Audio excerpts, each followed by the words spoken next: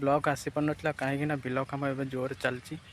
ତାପରେ ଏମିତି ଲଘୁଚାପ ଲାଗି ରହିଛି, ବର୍ଷା ହେଉଛି ଯେ ତୁମର ଛାଡ଼ିବାର ନାହିଁ। ଠିକ୍ ମାନେ ସକାଳୁ ଉଠିବା ଟାଇମ୍ରେ ବର୍ଷା, ରାତିକି ବର୍ଷା, ସବୁବେଳେ ବର୍ଷା, ତ ବ୍ଲଗ୍ କରି ହେଉନି। ଠିକ୍ ଅଛି, ତ ଏମିତି ଆଜି ଟିକେ ଫାଙ୍କା ଥିଲି, ବର୍ଷା ହେଲା, ବିଲକୁ ଯାଇଥିଲି, ତ ଜଲ୍ଦି ପଳେଇ ଆସିଛି ବୋଲି ଆପଣମାନଙ୍କ ସହିତ ଟିକେ ବ୍ଲଗ୍ କରିକି ଆପଣମାନେ ଦେଖୁଛି ଆମ ଗାଁର କିଛି ଭ୍ୟୁ।